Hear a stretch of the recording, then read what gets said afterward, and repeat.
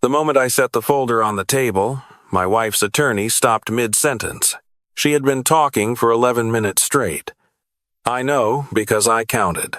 11 minutes of watching this woman in a charcoal blazer explain to the mediator why I was a manipulative, controlling husband who had hidden assets from a 30-year marriage and deserved to walk away with nothing more than the clothes in my closet. 11 minutes of watching my wife sit across from me, with her hands folded neatly in her lap, nodding along like she was listening to a sermon she had already memorized. I let her finish. Then I opened the folder. "Before we continue," I said, "I think the mediator should see something. My name is Raymond Holt. For 38 years, I worked as a civil engineer for a construction firm in Columbus, Ohio, eventually becoming a project director before I retired 2 years ago at 61. I spent my career building bridges, overpasses, and drainage systems that most people drive over without thinking twice. I liked that. I liked the invisibility of it. The work mattered whether or not anyone knew my name. I met my wife in 1991 at a birthday party for a mutual friend. She was 27, teaching elementary school, with dark eyes and a laugh that filled whatever room she was in. I was 29, recently promoted, living in a studio apartment with a drafting table and too many engineering textbooks. We dated for 2 years. Married in 1993. Our son was born in 1996. Our daughter in 2000. For a long time, I thought we had a good marriage. Not perfect, nothing is, but real and solid, the kind built on 30 years of shared dinners and arguments about home renovations and knowing exactly how the other person takes their coffee without being asked. I was wrong. Or maybe I wasn't wrong for most of it. Maybe it was just the last few years. Maybe it started when I retired and suddenly I was home all day and she had to actually look at me. That's what my daughter told me when she called to say she was taking her mother's side. "Dad, you're just different since you retired. You're always there. It's like she can't breathe." Like she can't breathe. 30 years of marriage, and apparently my presence in my own home had become a suffocation hazard. The divorce filing came in October, 14 months ago. Not a conversation, not even a warning. I came downstairs one morning and there was an envelope on the kitchen table, already opened, with the return address of a law firm I didn't recognize. She had left the house the night before while I was watching the news. Didn't say a word, just packed a bag and drove to her sister's house and left me the paperwork to find with my morning coffee. She was demanding 50% of all marital assets, including the full value of the investment accounts I had built over my entire career, the pension I had earned over 38 years, and the house we had paid off together in 2015. She also wanted what her attorney described as lifestyle support because she claimed she had sacrificed her earning potential to raise our children, and my higher income over the years had created an imbalance she needed to be compensated for. Her attorney had put together a very polished document. I had to give her that. What the document also claimed was that I had been hiding approximately $340,000 in undisclosed accounts, and that this was the real reason I was not contesting the divorce, because I planned to walk away with money she didn't know about. $340,000. The specificity of that number was interesting to me. Not 300,000, not 350, exactly 340. I hired an attorney named Patricia Sung, who came recommended by an old colleague. She was 52, direct, and had exactly 0 patience for what she called manufactured victimhood in asset disputes. I also hired a forensic accountant named Gerald Okafor, who had spent 20 years working financial fraud cases for the state of Ohio before going private. Gerald was the kind of man who found joy in spreadsheets the way other people found joy in golf. "Give me 60 days, Gerald said at our first meeting. He came back in 42. "Raymond," he said, sitting across from me in his office with a thick binder on the desk between us, "I've looked at a lot of cases. This one is going to surprise you." I told him I doubted that. I had already been surprised past the point of recovery. He opened the binder. He walked me through it page by page. It took an hour and 40 minutes. When he finished, I sat back in my chair and stared at the ceiling for a long time. The fluorescent light above me hummed quietly. Someone in the hallway laughed at something. The world continued as normal, while mine rearranged itself completely. Let me tell you what Gerald found. My wife had opened a personal savings account in her name alone in March of 2018 at a credit union in Westerville that neither of us had ever used together. She had been making regular deposits into this account for 6 years. Not large deposits. $200 here, $400 there, occasionally $800 on months when she had substitute teaching income. Small enough to never trigger any alert, small enough to never appear unusual in our joint account statements. The kind of patience that doesn't come naturally. The kind that has to be practiced. By October of last year, when she filed for divorce, that account had grown to $267,000. $267,000 she had told the court I was hiding. But that was only the first page of what Gerald found. The account had a second authorized user. Not a joint owner, technically, but someone with full access to view the balance, initiate transfers, and serve as a beneficiary in the event of her death. This person had been added to the account in August of 2019, 14 months after the account was opened. His name was Theodore Marsh. Ted Marsh and I had been friends for 41 years. We met as freshmen at Ohio State, assigned to the same dormitory floor, and discovered we were both from small towns in central Ohio and both equally terrible at cooking anything that wasn't instant noodles. We were in each other's weddings. He was the godfather of my son. I had helped him move 3 times. Been with him in the hospital when his first marriage ended and his ex-wife had a breakdown, and sat next to him at his father's funeral in 2014, my hand on his shoulder while he couldn't stop shaking. 41 years. The access logs on the account showed that Ted had logged in using his credentials 47 times over 5 years. He had reviewed balances. He had been party to at least 3 large transfers that moved money in and out. Gerald couldn't prove definitively what the transfers were for without a court order, but the pattern was clear. He wasn't just aware of the account, he was managing it with her. My attorney filed a motion to obtain Ted's financial records in conjunction with our asset discovery process.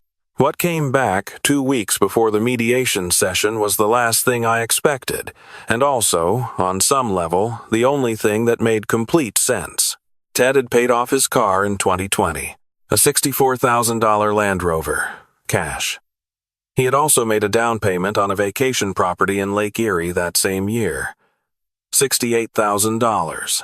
In the same 12-month period that 3 large transfers had moved out of my wife's hidden account, my wife was funding Ted Marsh's life. I sat with that for a week before I fully understood what I was looking at. Then I hired a different kind of investigator, not Gerald, who dealt in numbers, a woman named Sandra, who dealt in everything else. Sandra came back in 10 days. She was apologetic in the way that people are apologetic when they know the information they're delivering is going to cause permanent damage. Your wife and Mr. Marsh have been in a relationship, she said carefully, for what appears to be at least 4 years. Possibly longer. I asked how much longer. There's evidence of regular contact and private meetings going back to 2017. I can document what I can document. Anything before that would require different methods. 2 years before Ted became an authorized user on the account, which meant the account might not have started as a shared scheme. It might have started as hers and become theirs, as the relationship deepened. I thought about 2017. Our son had gotten engaged that year. My daughter had started her second job. Ted had come to our house for Thanksgiving. I had cooked the turkey. He had brought 2 bottles of wine and a pie from a bakery downtown. We had watched football together, the 3 of us, while she finished the dishes and my son called from wherever he was. I thought about Ted hugging me goodbye at the door that night, telling me how grateful he was for our friendship, meaning every word of it, I had assumed. I don't know when I stopped feeling angry. Somewhere in the drive home from Sandra's office, or maybe later that night, sitting in a house that felt like a stage set from a life I no longer recognized. The anger was too large for me to hold. It became something else. A heaviness. A very old, very tired kind of sadness. I called my son the night before the mediation. I hadn't told him what Gerald found. hadn't told him about Ted. He had been his mother's loudest advocate throughout the whole process, calling me periodically with barely concealed lectures about how I needed to be fair and do the right thing and stop making this harder than it needs to be. As if I was the one who had left an envelope on the kitchen table. "I need you to come to the mediation tomorrow," I said. "Dad, I don't think that's a good idea," Mom said. "I'm not asking you to take sides. I'm asking you to be in the room. Whatever happens, I need you to see it with your own eyes, not through someone else's version of events." Silence. "I'll be there at 10, he said finally. So that's how we ended up in that conference room. My wife and her attorney on one side of the table, my attorney and me on the other. A mediator named Frank Delgado in the middle, who had the patient expression of a man who had listened to more marital combat than any one person should ever have to absorb. And my son, sitting in a chair near the window, arms crossed, watching me like I was the defendant and he was the jury. Her attorney had been speaking for 11 minutes when I set the folder on the table. "Before we continue," I said, "I think the mediator needs to see something." My attorney slid copies of Gerald's report to Frank Delgado. Her attorney objected immediately, loudly, the way attorneys do when they haven't seen something coming and need to buy time to figure out what it means. Frank held up one hand, read the first page, then the second. "Counsel," he said to the other attorney, "I'm going to need a moment." My wife was watching me. Her expression had shifted. Not dramatically, not the way you see in movies where someone's face collapses all at once. It was more subtle. A stillness, like she was waiting to see exactly how much I knew before she decided how to respond. "These documents," Frank said, "appear to reference a personal account in your client's name with a current balance of approximately $267,000. Is this account disclosed in the submitted asset inventory?" "Your client claimed my client was hiding assets," I said. "I think Frank deserves to know which one of us that actually applies to." "Raymond." Her attorney's voice was sharp. "This is highly irregular. So is 6 years of hiding money and inviting your co-conspirator to Thanksgiving dinner?" The room went quiet, not silent. You could still hear the HVAC system and the muffled sound of traffic outside. But the conversation stopped. My wife spoke for the first time since we sat down. Her voice was careful, controlled. "That account is personal savings from my substitute teaching income over the years. It has nothing to do with marital assets." "Gerald," I said to my attorney, who placed the second set of documents in front of Frank. "The account," Patricia said evenly, "shows deposits inconsistent with substitute teaching income in 43 of 72 months reviewed. The account also names Theodore Marsh as an authorized user with full access since August of 2019. Mr. Marsh's own financial records show significant unexplained expenditures during this same period that correlate with transfers from the disclosed account." My son stood up from his chair near the window. "What is this?" He looked at me. "What are you doing?" "Sit down," I said quietly. "Please, just sit down and listen." He sat. "Theodore Marsh," Frank Delgado said. "This is a personal acquaintance?" "He's my wife's companion," I said. "Has been for at least 4 years. Possibly longer." My wife's face changed then, not gradually, all at once. The color went out of it. "You don't know what you're talking about." Her voice was different now, thinner. "Sandra has documentation of 83 separate meetings between you and Ted over the past 4 years. Restaurants, hotels, twice at his vacation property on Lake Erie. The vacation property he paid for with $68,000 that moved through your account in the spring of 2020. Mom?" My son's voice cracked. "Mom, is this?" "It's not what he's making it sound like." "What is it then?" "Tell me what it is." She looked at him. My wife, the woman who had read to that boy every night until he was 9 years old, who had driven him to baseball practice and waited in her car for 2 hours every Saturday, who had held his hand in the emergency room when he broke his arm at 15. She looked at her son, and she couldn't find a single word. "The account, Mrs. Holt," Frank Delgado said gently but firmly. "I need you to tell me whether this account was disclosed in your submitted asset inventory." She looked at her attorney. Her attorney looked at the ceiling. "No," she said. It was not disclosed. The room exhaled. Frank set down the documents carefully. He looked at her the way I imagined he had looked at 100 people sitting in that chair over the years. Not cruel, not satisfied, just honest. Ma'am, I have to inform you that concealment of marital assets in a divorce proceeding carries serious legal consequences in this state. I'm also going to note for the record that the claims made in the initial filing regarding your husband's alleged hidden assets will need to be formally withdrawn. She'd like to withdraw them now, Patricia said. Her attorney was already writing something on a notepad. I could not tell if he was working or simply giving himself something to do with his hands. The mediation session ended 2 hours later. Nothing was finalized. How could it be?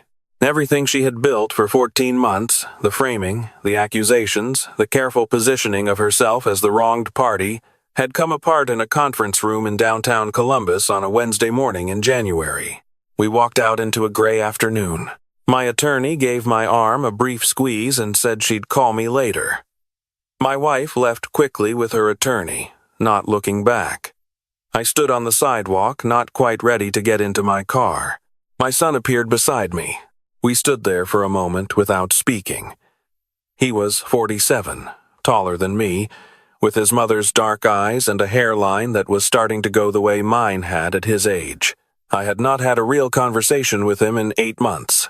Not since he called me and told me, with all the confidence of a man who believes he has all the information he needs, that I should stop fighting and just let his mother have what she was asking for. Ted is my son's godfather, I said. Did you know that? He flinched. Did you know about them? No. His voice was flat. I swear to God, Dad, no. I believed him. I don't know why, exactly. Maybe because I had known my son for 47 years the same way I'd known Ted for 41, and one of them had never given me a genuine reason to doubt him. Why didn't you tell me what you found? He asked. Why didn't you just tell me? Because I needed you to hear it in a room where no one could soften it. I needed you to see your mother's face when she ran out of answers. He put both hands in his jacket pockets and stared at the parking garage across the street. A muscle moved in his jaw. I called you controlling, he said. You did. I told you that you were making it harder than it needed to be. You said that? Dad, I know. I said it before he could apologize. I wasn't ready for the apology yet. Maybe he wasn't either. Let's get coffee. There's a place 2 blocks from here. I'll tell you everything I know and you can ask me whatever you need to ask. He nodded. We walked. The next 6 months were not clean or simple. Nothing about the aftermath of a 30-year marriage is clean or simple, regardless of who did what to whom. My wife retained new counsel after her original attorney quietly exited the case. The asset discovery process became formal and exhaustive. Gerald spent another 2 months going through everything. When it was over, the accounts she had tried to claim as mine didn't exist. The account she had hidden did. The math was not complicated. The settlement, when it finally came, looked nothing like what she had originally demanded. She received her fair share of our legitimate joint assets, which was considerable after 30 years. She did not receive the pension calculation she had proposed. She did not receive the additional lifestyle support. The judge who reviewed the final settlement made a brief notation in the record about the initial fraud allegations having been withdrawn, and the matter was referred to the county prosecutor's office for review of the concealed asset disclosure. She was not criminally charged. The prosecutor reviewed the referral and declined to pursue it, citing the civil resolution as sufficient. Part of me wanted more than that. Part of me is still not sure I agree with that decision. But I was also 63 years old and tired, and I had spent 14 months carrying weight that wasn't mine to carry, and I did not have the energy left to want someone destroyed. I just wanted the truth to have mattered. Ted I did not hear from directly. He sent a letter, handwritten, 6 pages long, which arrived at my new address in March. I read the first 2 pages. Then I folded it carefully and placed it in the recycling bin. Some apologies are too late to do anything but make the person writing them feel better. I was not interested in being part of Ted's process of feeling better. His vacation property went back on the market in the spring. I heard from a mutual acquaintance that he had sold his interest in a small business he had co-owned. I did not ask for more information than that. There was nothing in his life I needed to follow anymore. The house went on the market in April. We agreed to split the proceeds. I had moved into a rental apartment in late November, a 2-bedroom in a quiet neighborhood near Clintonville where I could walk to a coffee shop in the morning and a library in the afternoon. The apartment was smaller than any place I had lived in 30 years. I found I didn't mind.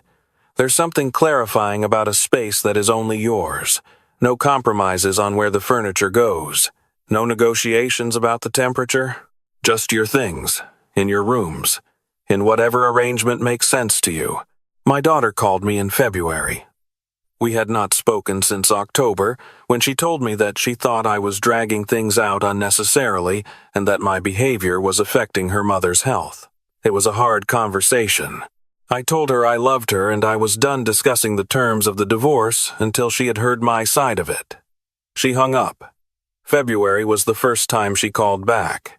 She didn't apologize exactly. She said she had talked to her brother and she had some questions. I answered them. All of them.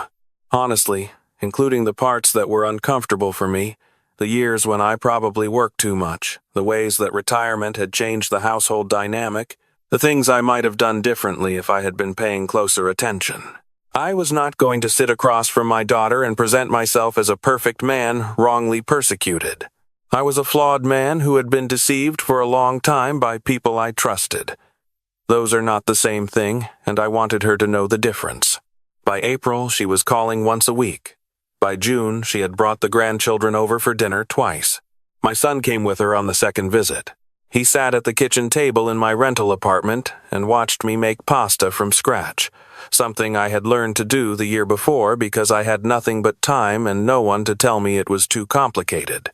His youngest, who was 6, sat on the counter and helped by adding too much flour and considering this a personal achievement.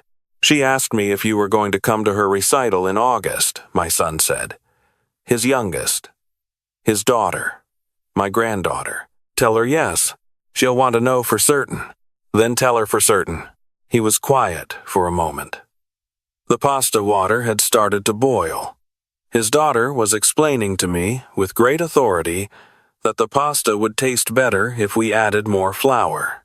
I told her she was probably right. Dad, he said. Yeah, I'm sorry. I need to actually say it. I'm sorry. I turned down the burner and looked at my son. This man I had raised from a red-faced infant in a hospital room to a gray-templed man sitting at a rental kitchen table. He had believed the wrong version of events. He had repeated it loudly enough that it had hurt. He had taken a position against me without full information and held it too long out of pride or certainty or love for his mother, probably all three. I was not going to tell him it was fine. It wasn't fine. But I also knew what I believed about family. Not the family you're handed by circumstance, but the family you choose to maintain after circumstance has had its way with you. I had decided something a long time ago, sitting in Gerald Okafor's office, looking at spreadsheets that documented a 6-year betrayal, and the decision wasn't about Ted or my wife. It was about who I was going to be after all of it. I know you are, I said. Let's make the pasta. He stood up and came to stand beside me at the stove. His daughter slid off the counter and informed us both that she would be the official taster to make sure the pasta was acceptable. We told her that was an important responsibility. She agreed. There's a photograph on my refrigerator now. My son took it at that dinner in June. The 4 of us at my small kitchen table, the grandchildren eating pasta and arguing about something with the intensity that only children under 10 can bring to an argument about nothing. My son, laughing. Me, at the head of the table, 63 years old, in a rental apartment I hadn't planned on, at a life I hadn't expected. I look at that photograph sometimes when I'm getting the orange juice in the morning. It doesn't look like what I thought my life was supposed to look like. It doesn't look like the version I had in my head at 30 or 40, or even at 60, standing in my paid-off house thinking I had figured it all out. It looks like something else, something smaller and more honest, something that had to be broken apart and reassembled before it could be real. Here is what I know at 63 that I didn't know at 39 or 50 or even 60. Loyalty is not demonstrated by the years you've known someone. It's demonstrated by what someone does with the knowledge that you trust them. I gave Ted 41 years, and he used them as a vault he could raid whenever he needed to. I gave my wife 30 years, and she used the shelter of those years to build an exit I didn't know was being constructed. Neither one of them was loyal. They were just nearby for a long time, and I confused proximity with permanence. The other thing I know is that being wronged does not entitle you to become someone you don't want to be. I had every legal and moral justification to pursue criminal charges against my wife more aggressively. I could have fought harder to ensure Ted's professional reputation was permanently destroyed. I could have told my children, repeatedly and loudly, about everything done to me and made them choose a side with full knowledge of what that choice meant. Some men would have done all of that. I don't think less of them for it. But I'm 63. I'm going to be 64 in October. I don't know how many October birthdays I have remaining, and I do not want to spend the ones I have left being a man consumed by what was taken from him. What was taken? A version of my life that wasn't real. A marriage that had been quietly hollow for years while I mistook the quiet for contentment. A friendship that had been borrowed time since 2017 at least, maybe longer. What remains? An apartment that is mine. A son who showed up. A daughter who called back. Grandchildren who fight over pasta and request my presence at recitals. The ability to walk to a coffee shop in the morning and a library in the afternoon. The specific and underrated piece of knowing that every person in my life is there because they want to be. I don't know what happened to Ted and his vacation property or his Land Rover or his plans. I genuinely don't care. I don't wish him harm. I also don't wish him anything at all. He is simply gone, like a satellite dish you take down from the roof. The roof is still there, unchanged, and you stop thinking about the dish within a week. My wife and I finalized the divorce in August. We signed the papers in our respective attorneys' offices, not in the same room. She has not contacted me since. I have not contacted her. There is nothing left to say between us that would be worth either of our time, and I think we both know that. I drive by the old house sometimes. Not intentionally. It's on a route between two things I do regularly, and I haven't bothered to change the route. The new owners have painted the shutters a different color. They've replaced the mailbox. The garden my wife kept along the front walkway has been removed and replaced with gravel and low-maintenance shrubs. The first time I noticed the garden was gone, I expected to feel something. Loss, maybe or that particular sadness that comes from seeing a place you loved change past the point of recognition. I didn't feel it, though. I just noticed it and kept driving. If you've stayed with me this long, you probably recognize something in this story. Maybe it's the specific shape of it, the trusted person who wasn't trustworthy, the version of events that got built without your input, the morning you found out that what you thought you were living wasn't what you were living.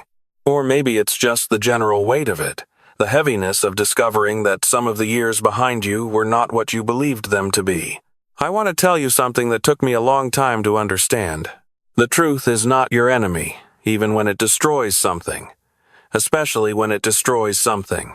The lie that I lived inside was comfortable in the way that a room with no windows is comfortable. Eventually you stop noticing the lack of air. The truth blew the walls out. That was painful.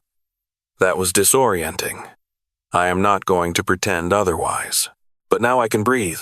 Now I know who is actually in my life and why.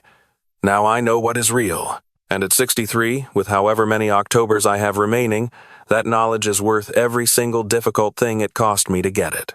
My granddaughter's recital is in 3 weeks. I have it on my calendar.